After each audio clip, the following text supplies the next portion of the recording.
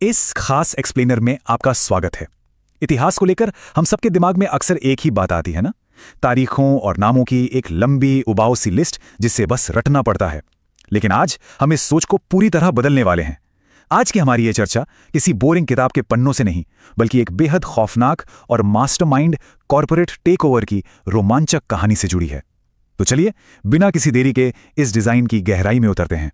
सच कहूं तो इतने सारे शासकों का कालक्रम देखकर किसी को भी घबराहट हो सकती है, लेकिन जरा एक पल के लिए एक पुरानी विंटेज मेज की कल्पना कीजिए जिस पर 3 भारी पीतल की नेम प्लेट रखी हुई हैं। ये कोई मामूली नेम प्लेट नहीं है, ये सत्ता में हुए एक बहुत बड़े और चौंकाने वाले बदलाव का सबूत हैं।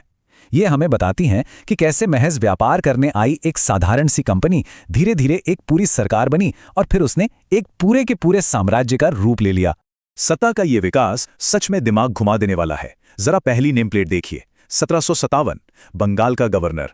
उस वक्त एक छोटी सी मसाला बेचने वाली कंपनी का दायरा सिर्फ बंगाल के एक छोटे से हिस्से तक सीमित था। अब दूसरी नेम प्लेट पर आते हैं, 1833, भारत का गवर्नर जनरल। यहां तक आते आते उस कंपनी ने पूरे उपमहाद्वीप को अपने चंगुल में ले लिया था। और फिर आती है 1858 की तीसरी और सबसे भारी नेम प्लेट, वाइसरॉय। यहां वो कॉर्पोरेट कंपनी अचानक से गायब हो जाती है और सीधे ब्रिटिश महारानी का मुकुट भारत के ऊपर आ जाता है। सोचिए, कुछ ही दशकों में तराजू पकड़ने वाले हाथ तलवार लेकर पूरे देश के भाग्य विधाता बन गए। अब आप सोच रहे होंगे कि इन भारी भरकम नामों को याद कैसे रखा जाए। बिल्कुल फिक्र मत कीजिए, इन्हें रटने की कोई जरूरत नहीं है। हमारे स्रोत में एक बहुत ही मजेदार और कमाल की मास्टर की दी गई है। रॉबर्ट है विलियम की मौसी। सुनने में थोड़ा अजीब और फनी लग सकता है, लेकिन यकीन मानिए सत्ता के हस्तांतरण का पूरा ब्लूप्रिंट इसी एक लाइन में छुपा है। ये एक ऐसा स्ट्रेस फ्री तरीका है जिससे पूरी सत्ता श्रृंखला बड़ी आसानी से डिकोड हो जाती है।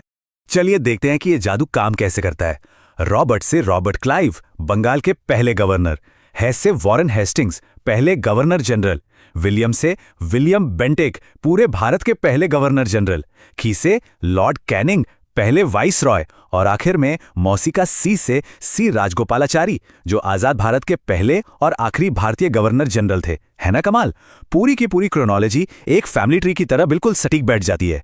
अब इस कालक्रम के कुछ सबसे अहम चेहरों और उनकी चालों को जरा करीब से समझते हैं। शुरुआत करते हैं वॉरेन हेस्टिंग से। इसके लिए हमारे पास ट्रिक है, हेस्ट में फिक्स किया। हेस्ट मतलब बहुत जल्दी में। दरअसल रॉबर्ट क्लाइव ने बंगाल में अंधाधुंध लूट मचाकर ऐसा सिस्टम बना दिया था कि पूरा तंत्र ढहने की कगार पर था। भयानक अकाल पड़ रहे थे, तो ब्रिटिश क्राउन ने हेस्टिंग्स को जल्दी यानी हेस्ट में भेजा ताकि वो सब कुछ फिक्स कर सके। इसी के चलते 1773 का रेगुलेटिंग एक्ट आया और पहले सुप्रीम कोर्ट की स्थापना हुई। बाहर से देखने पर तो लगा कि वाह क्या बढ़िया कदम है। कहा गया कि इसका लक्ष्य न्याय देना और एक सिस्टम बनाना है, लेकिन पर्दे के पीछे की सच्चाई कुछ और ही थी। असल में ब्रिटिश संसद घबरा गई थी कि कहीं कंपनी की अंधाधुंध लूट से वो सोने का अंडा देने वाली मुर्गी ही ना मर जाए। तो ये जो कानूनी ढांचा बना वो भारतीयों को न्याय देने के लिए नहीं था, बल्कि वो कंपनी के भ्रष्टाचार और लूट को एक सुरक्षित और लीगल रूप देने के लिए बनाया गया था। इसके बाद एंट्री होती है लॉर्ड कॉर्नवालिस की।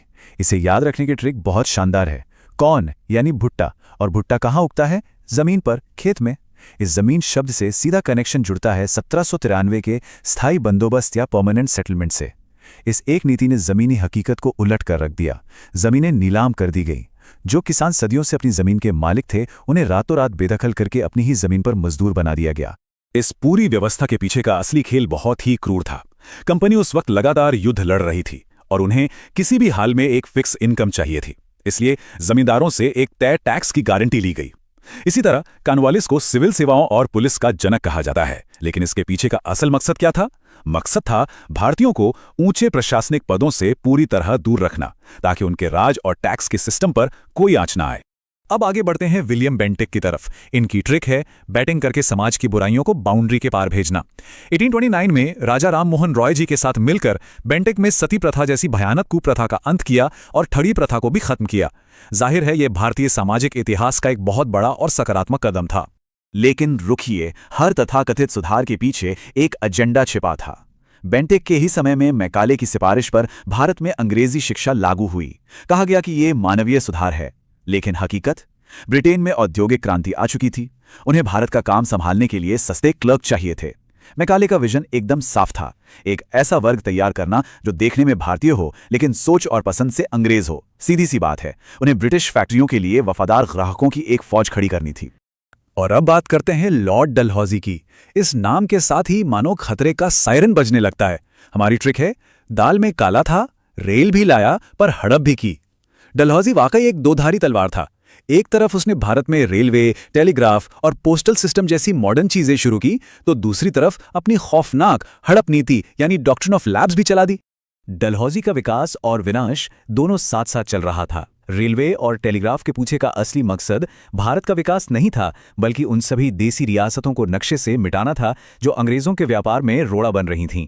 झांसी, सतारा और अवध को इसी लालच में निगल लिया गया। और आपको पता ही है, इसी बेतहाशा लालच ने वो बारूद बिछाया जिससे 1857 का भीषण विद्रोह भड़क उठा। 1857 की उस क्रांति के बाद एंट्री होती है पहले वॉइसरॉय की, लॉर्ड कैनिंग। ट्रिक है क्लेमेंसी कैनिंग यानी दयालु कैनिंग।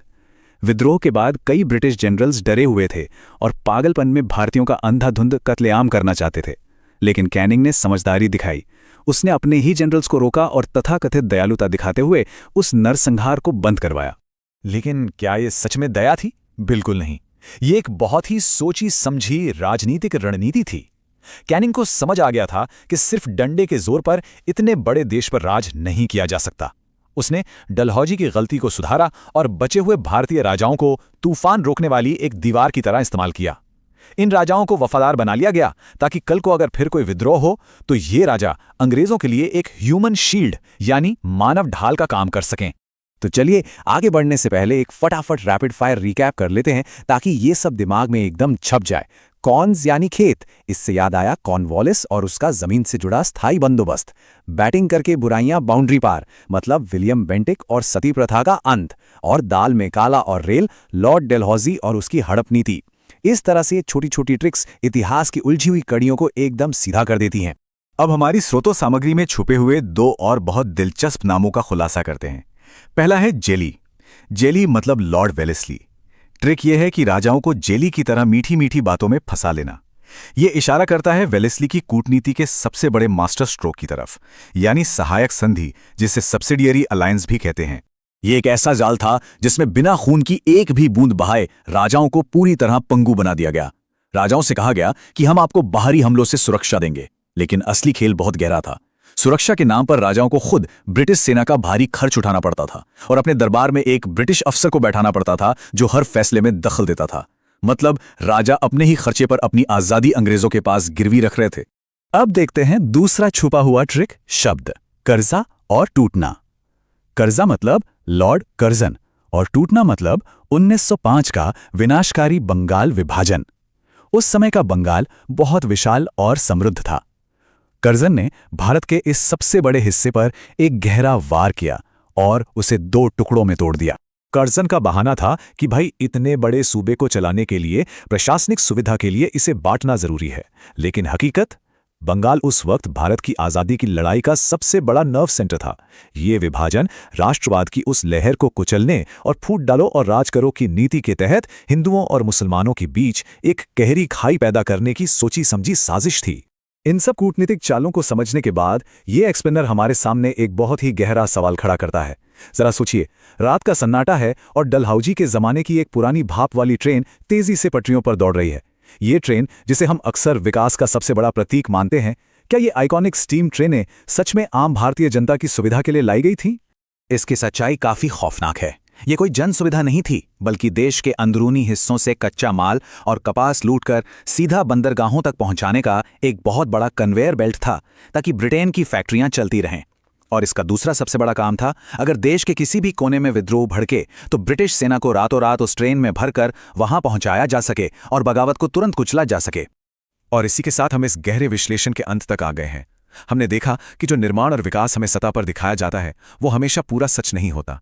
हर उस नीति, हर उस रेलवे ट्रैक के पीछे एक गहरा साम्राज्यवादी स्वार्थ छिपा था। इसलिए इतिहास को सिर्फ रटने की बजाय उसके पीछे के असली डिजाइन को समझना बहुत जरूरी है।